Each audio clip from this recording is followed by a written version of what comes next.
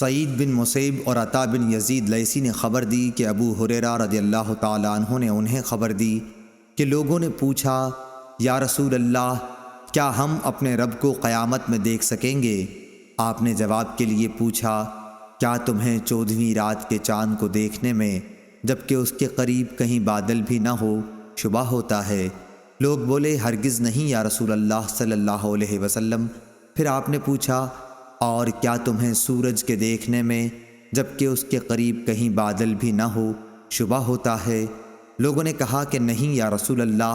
پھر آپ نے فرمایا، رب العزت کو تم اسی طرح دیکھو گے۔ لوگ قیامت کے دن جمع کیے جائیں گے، پھر اللہ تعالیٰ فرمائے گا کہ جو جسے پوجتا تھا وہ اس کے ساتھ ہو جائے۔ چنانچہ بہت سے لوگ سورج کے پیچھے ہو لیں گے، بہت سے چاند اور بہت سے بتوں کے ساتھ ہو لیں گے۔ یہ امت باقی رہ جائے گی، اس میں منافقین بھی ہوں گے۔ پھر اللہ تعالیٰ ایک نئی صورت میں آئے گا اور ان سے کہے گا کہ میں تمہارا رب ہوں۔ وہ منافقین کہیں گے کہ ہم یہیں اپنے رب کے آنے تک کھڑے رہیں گے، جب ہمارا رب آئے گا تو ہم اسے پہچان لیں گے۔ پھر اللہ عز و جل ان کے پاس ایسی صورت میں جسے وہ پہچان لیں آئے گا اور فرمائے گا کہ میں تمہارا رب ہوں۔ وہ بھی کہیں گے کہ بے شک تو ہمارا رب ہے۔ پھر اللہ تعالیٰ بلائے گا، پل صراط جہنم کے بیچوں بیچ رکھا جائے گا، اور حضرت صلی اللہ علیہ وسلم فرماتے ہیں کہ میں اپنی امت کے ساتھ اس سے گزرنے والا سب سے پہلا رسول ہوں گا۔ اس روز سوائے انبیاء کے کوئی بھی بات نہ کر سکے گا، اور انبیاء بھی صرف یہ کہیں گے، اے اللہ مجھے محفوظ رکھیو، اے اللہ مجھے محفوظ رکھیو۔ اور جہنم میں سعدان کے کانٹوں کی طرح آکس ہوں گے۔ سعدان کے کانٹے تو تم نے دیکھے ہوں گے۔ صحابہ رضی اللہ تعالیٰ عنہ نے عرض کیا کہ ہاں۔ آپ نے فرمایا، تو وہ سعدان کے کانٹوں کی طرح ہوں گے، البتہ ان کے طول و عرض کو سوائے اللہ تعالیٰ کے اور کوئی نہیں جانتا۔ یہ آنکس لوگوں کو ان کے اعمال کے مطابق کھینچ لیں گے۔ بہت سے لوگ اپنے عمل کی وجہ سے ہلاک ہوں گے، بہت سے ٹکڑے ٹکڑے ہو جائیں گے، پھر ان کی نجات ہوگی۔ جہنمیوں میں سے اللہ تعالیٰ جس پر رحم فرمانا چاہے گا تو ملائکہ کو حکم دے گا کہ جو خالص اللہ تعالیٰ ہی کی عبادت کرتے تھے انہیں باہر نکال لو۔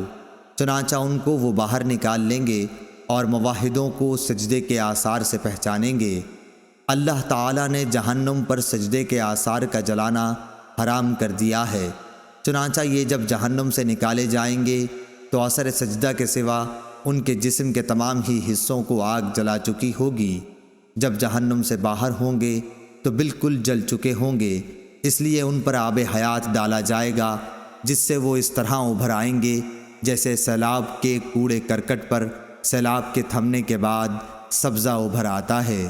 پھر اللہ تعالیٰ بندوں کے حساب سے فارغ ہو جائے گا، لیکن ایک شخص جنت اور دوزخ کے درمیان اب بھی باقی رہ جائے گا۔ یہ جنت میں داخل ہونے والا آخری دوزخی شخص ہوگا۔ اس کا منہ دوزخ کی طرف ہوگا، اس لیے کہے گا کہ اے میرے رب، میرے منہ کو دوزخ کی طرف سے پھیر دے، کیونکہ اس کی بدبو مجھ کو مارے ڈالتی ہے اور اس کی چمک مجھے جلائے دیتی ہے۔ اللہ تعالیٰ پوچھے گا، کیا اگر تیری یہ تمنا پوری کر دوں تو دوبارہ کوئی نیا سوال تو نہیں کرے گا؟ بندہ کہے گا، نہیں، تیری بزرگی کی قسم۔ اور جیسے جیسے اللہ چاہے گا وہ قول و قرار کرے گا۔ آخر اللہ تعالیٰ جہنم کی طرف سے اس کا منہ پھیر دے گا۔ جب وہ جنت کی طرف منہ کرے گا اور اس کی شادابی نظروں کے سامنے آئی تو اللہ نے جتنی دیر چاہا وہ چپ رہے گا، لیکن پھر بول پڑے گا، اے اللہ مجھے جنت کے دروازے کے قریب پہنچا دے۔ اللہ تعالیٰ پوچھے گا، کیا تو نے عہد و پیمان نہیں باندھا تھا کہ اس ایک سوال کے سوا اور کوئی سوال تو نہیں کرے گا؟ بندہ کہے گا، اے میرے رب، مجھے تیری مخلوق میں سب سے زیادہ بدنصیب نہ ہونا چاہیے۔ اللہ رب العزت فرمائے گا کہ پھر کیا ضمانت ہے کہ اگر تیری یہ تمنا پوری کر دی گئی تو دوسرا کوئی سوال نہیں کرے گا؟ بندہ کہے گا، نہیں، تیری عزت کی قسم، اب دوسرا سوال کوئی تجھ سے نہیں کروں گا۔ چنانچہ اپنے رب سے ہر طرح عہد و پیمان باندھے گا اور جنت کے دروازے تک پہنچا دیا جائے گا۔ دروازے پر پہنچ کر جب جنت کی پہنائی تازگی اور مسرتوں کو دیکھے گا تو جب تک اللہ تعالیٰ چاہے گا وہ بندہ چپ رہے گا، لیکن آخر بول پڑے گا کہ اے اللہ مجھے جنت کے اندر پہنچا دے۔ اللہ تعالیٰ فرمائے گا افسوس اے ابن آدم، تو ایسا دغاباز کیوں بن گیا؟ کیا ابھی تو نے عہد و پیمان نہیں باندھا تھا کہ جو کچھ مجھے دے دیا گیا اس سے زیادہ اور کچھ نہیں مانگوں گا؟ بندہ کہے گا اے رب مجھے اپنی سب سے زیادہ بدنصیب مخلوق نہ بنا۔ اللہ پاک ہنس دے گا اور اسے جنت میں بھی داخلے کی اجازت عطا فرما دے گا، اور پھر فرمائے گا مانگ کیا ہے تیری تمنا؟